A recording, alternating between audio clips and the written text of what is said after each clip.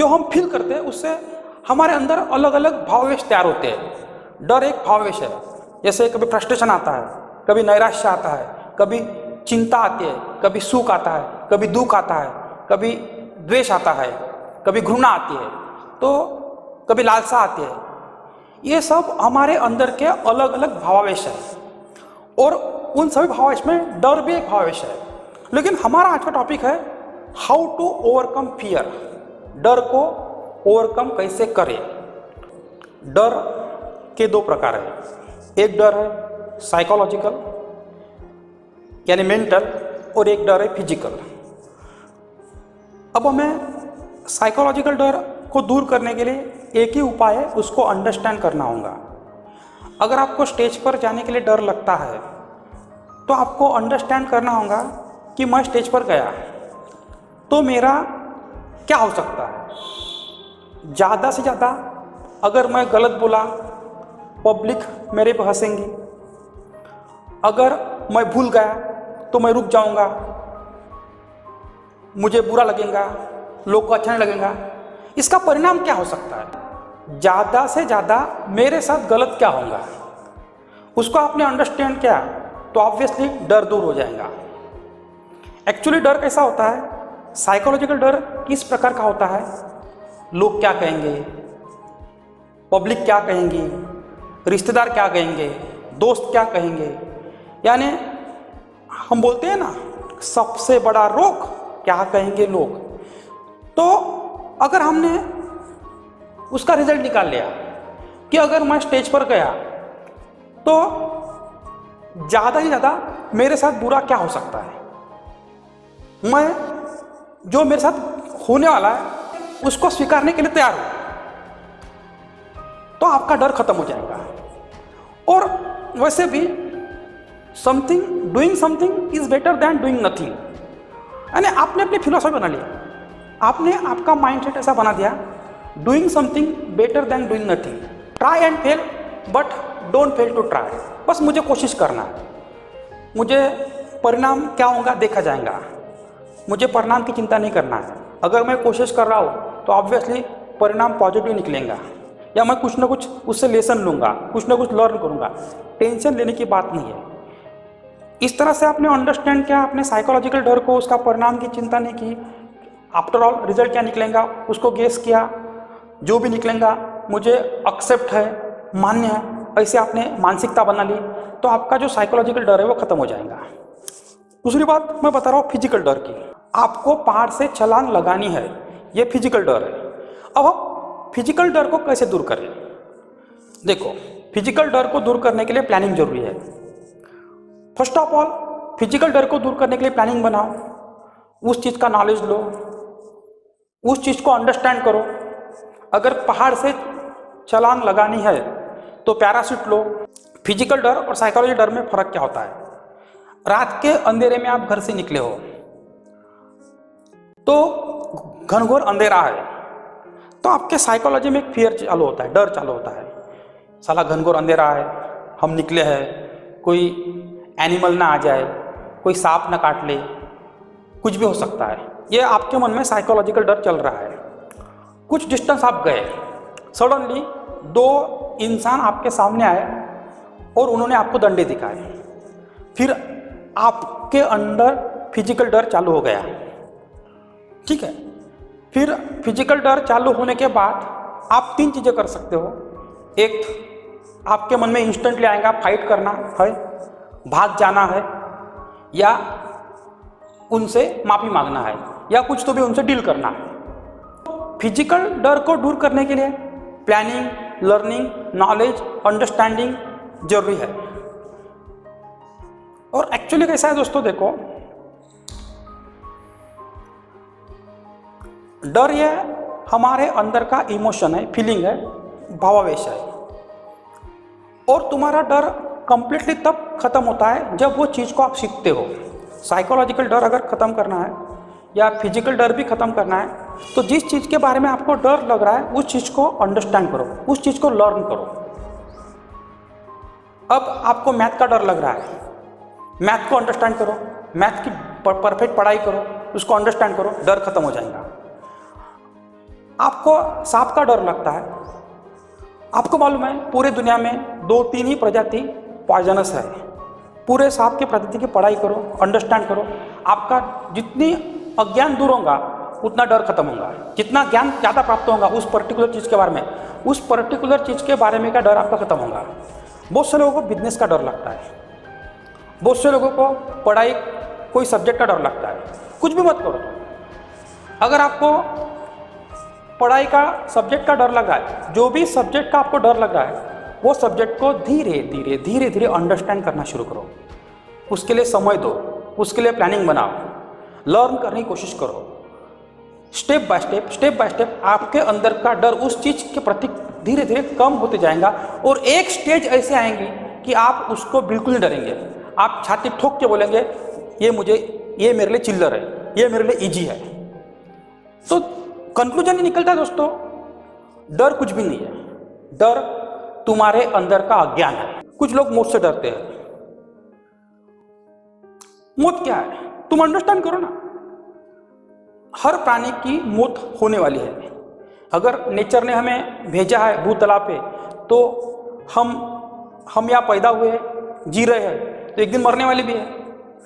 जैसे मरना ये ट्रूथ है, यूनिवर्सल ट्रूथ है, तो डर किस बात का।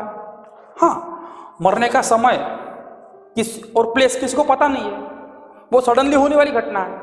क्योंकि इंसान जीवन में हर चीज़ को प्लान कर सकता है लेकिन खुद के मौत को प्लान नहीं कर सकता है। ये फैक्ट है, ये रियलिटी है। दुनिया के तोप लोग जिन्होंने दुनिया में हर चीज़ प्लान किया, वो भी व्यक्ति इंसान अपने मौत को प्लान नहीं कर सका। अगर तुम्हें उस चीज़ के बारे में नॉलेज है, ज्ञान है और आपने मान्य है आपको कि ये चीज़ होने वाली है, उसको एक्सेप्ट करना ही पर्याय है, तो डर खत्म हो जाएगा। देखो दोस्तों, जीवन में कैसा है, हम हर चीज़ को अंडरस्टैंड करके उस चीज़ को ओवरकम कर सकते हैं, लेकिन वो चीज़ को रियल में एज ए लाइफ हमें अंडरस्टैंड करना है। जैसे मैंने आपको बोला कि डर के 2 प्रकार है, साइकोलॉजिकल डर है, फिजिकल डर है। 2 प्रकार आपको अंडरस्टैंड करना है। साइकोलॉजिकल डर मेंटल डर है, वो अपने अंदर होता है, उसको आपको अंडरस्टैंड करना पड़ता है। रात में हम निकल रहे हैं, साइकोलॉजिकल डर है, तो हमें उसको अंडरस्टैंड करते हुए केयर लेनी पड़ेगी। हमारे पास एक ही ऑप्शन है, हम चीज़ को केयर ले सकते हैं, अंडरस्टैंड कर सकते हैं और आगे बढ़ना है। बराबर है, रात के अंधेरे में बिना बैटरी कोई जाएगा, किधर भी हाथ लगाएगा, सांप काटने का डर हो ही सकता है, लेकिन उन्हें वो बैटरी लेके गया, केयरफुली गया, तो वो अपने आप को बचा भी सकता है। तो अंडरस्टैंड करना है ना कि रात का अंधेरा है तो मुझे केयरफुली पहुंचना है, लॉजिक लगाना है। आफ्टर ऑल जीवन क्या है? जीवन एक अंडरस्टैंडिंग है। कोई भी चीज़ को अंडरस्टैंड करना, उसका कैलकुलेशन करना, उस पर लॉजिक लगाना, प्लानिंग करना, उस चीज़ को फील करना और सॉल्यूशन निकालना, यही जीवन है। लोग दुखी इसलिए होते हैं कि लोग परिणाम को देखते हैं और परिणाम से ही कंक्लूजन निकालते हैं, परिणाम से ही सॉल्यूशन निकालते हैं।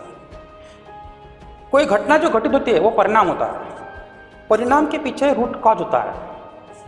जैसे मैं आपको एक एग्जांपल देता हूँ, अगर आप बीमार पड़े, आप बीमार हो, आप डॉक्टर के पास गए हो, डॉक्टर ने आपको ट्रीटमेंट दिया है, डॉक्टर ने बोला ये मेडिसिन टाइम पर लो, 4 दिन आराम करो, आपने आराम किया, आपकी बीमारी दूर नहीं हुई, एज इट इज़ है।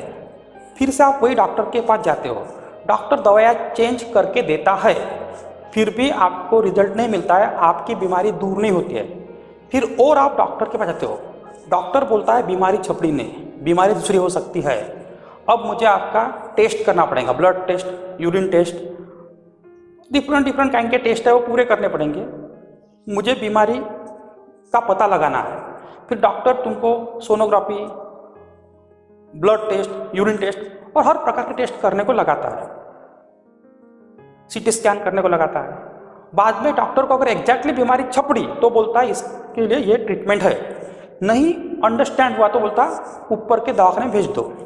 यानी बीमारी का मूल कारण छपड़ने के बाद ही बीमारी दूर हो सकती है। वैसे जीवन कैसा है कि जो आंखों से दिखता है वो परिणाम होता है, लेकिन वो परिणाम जो होता है वो उसका परिणाम के बेस पर जो आंखों से दिखता है वो परिणाम होता है, कॉन्सिक्वेंस होता है, उसके बेस पर आप सॉल्यूशन नहीं निकाल सकते। सॉल्यूशन निकालने के लिए आपको रूट कॉज, ये कैसे घटित हुआ, क्यों घटित हुआ, इसके पीछे का रूट कॉज क्या है, वो आपको ढूंढना है। बराबर है। आपके मन में अगर डर के फीलिंग तैयार हुए हैं या आप डर रहे हो, बहुत डर रहे हो, डर डर के जी रहे हो, तो आपको ये ढूंढना होगा कि डर साइकोलॉजिकल है, फिजिकल है। फिर साइकोलॉजिकल है तो उसको अंडरस्टैंड करना पड़ेगा कि आपके मन में डर के भावावेश बार बार तैयार क्यों होते हैं, उसके पीछे का रूट कॉज क्या है। अगर डर फिजिकल है तो उसके लिए हमें प्लानिंग करना है, हमें लर्निंग करना है, हमें नॉलेज लेना है कि वो फिजिकल डर किस कारण से आया है, उसको अंडरस्टैंड करना है और बाय प्लान उसको सॉल्व करना है। एक और तरीका मैं आपको बताता हूँ। अगर आपको कोई भी चीज़ के डर को दूर करना है, बड़ा प्लानिंग किया है भविष्य में लेकिन डर लग रहा है, बिजनेस करना है डर लग रहा है, स्टेज पर जाके भाषण देना है डर लग रहा है, एक मैं ट्रिक्स बताता हूँ आपको। Visualise your success. आप आपके सक्सेस को विजुअलाइज करो कि मैं ऐसा ऐसा करूँगा, ऐसा ऐसा होऊंगा, इतने लोगों को मिलूँगा, ऐसे ऐसे डील होंगी, ऐसा ऐसा रिजल्ट निकलेगा। आप जो करने वाले हो उसको विजुअलाइज करो। अगर आप विजुअलाइज करने में कामयाब हो गए तो ऑब्वियसली पिक्चर आपके सामने क्लियर है, तो डर आपका ऑटोमेटिकली ख़त्म हो जाएगा। और जो भी काम करना है, जो भी विचार करना है, वो आइसोलेटेड रह के मत करो, टीम वर्क करो, ऑर्गेनाइज तरीके से वर्क करो। ऑर्गेनाइज तरीके से आप वर्क करोगे तो एक दूसरे के विचारों का सहारा, सबका नॉलेज मिलके प्लानिंग होगा तो, और एक दूसरे की मदद से काम होगा तो क्या होगा कि बड़ा अचीवमेंट के लिए एक दूसरे के विचारों का मेल जोल होने के कारण डर दूर होगा। जब भी कोई स्टूडेंट यूनाइटेडली, जब भी कोई स्टूडेंट 5-6 स्टूडेंट टीम वर्क की तरह पढ़ाई के लिए बैठते हैं, डिस्कस करके पढ़ाई करते हैं, तो उनके मन में जो भी सब्जेक्ट के प्रति फियर होता है वो दूर होता है, क्योंकि वो उनको मालूम है कि हम एक दूसरे को पूछ के आगे बढ़ सकते हैं। तो जब ऑर्गेनाइज तरीके से काम होता है तो डर दूर होता है। जब हम कोई बड़े सक्सेस को विजुअलाइज करते हैं और पिक्चर हमारे आंखों के सामने टोटली क्लियर होता है, हमें मालूम होता है रिजल्ट क्या निकलने वाला है, तब डर दूर होता है। डर किन लोगों में नहीं होता है, उन्हें मालूम है उसे करना क्या है, कामयाबी और उसके बीच में सिर्फ समय का फासला होता है। उसे मालूम है मैं कामयाब होने वाला हूँ, उसके सामने पूरा पिक्चर क्लियर है। वो बोलता है ना, पूरा पिक्चर मेरे सामने क्लियर है, बस करना बाकी है। दूसरा, उस प्रकार का इंसान होता है जो परिणाम की चिंता बिल्कुल नहीं करता, जो होगा देखा जाएगा, देख लेंगे, टक्कर दे देंगे, भाड़ में की दुनिया, मुझे कुछ करना नहीं, मुझे मेरा काम करना है, करना है, करना है और मुझे करके दिखाना है। इस तरह की फीलिंग उसके मन में होती है। वो परिणाम की चिंता बिल्कुल नहीं करता है, क्योंकि देखो दोस्तों कैसा है, जीवन में if you risk nothing you risk everything. अगर आप कोई भी रिस्क लेने के लिए तैयार नहीं हो तो पूरा जीवन ही रिस्क में है। ज़्यादा क्या होगा, मैक्सिमम क्या होगा, आप फेल होंगे। आपको मालूम है failure is the stepping stone of success. दोबारा कोशिश करने का, और फेल होंगे और कोशिश करने का। जो फेल को डरे वो कामयाब हुए। एडिसन ने बल्ब ढूंढने की कोशिश किया, 800 बार फेल हुआ, तो उसको 800 तरीके मालूम पड़े कि इस 800 तरीके जो मैं कर चुका था वो फेलुअर वाले थे। उसको जो 800 के ऊपर के तरीके मालूम होंगे वो सक्सेस वाले होंगे। कुछ भी नहीं है, फेल होना, नाकामयाबी जीवन का एक भाग है, पार्ट है। जैसे दिन है वैसे रात है, जैसे सुख है वैसे दुख है, जैसे अंधेरा है वैसे सवेरा है। These are 2 part of the life. इसलिए डरने का कोई कारण ही नहीं है। हर चीज को एक्सेप्ट करना है। अपेक्षा आदमी के आनंद को कम कर देती है। वैसे मैं परफेक्ट ही रहूंगा, मुझे कामयाबी मिलेंगी, ऐसी भावना जो है वो डर को और दुख को पैदा करती है।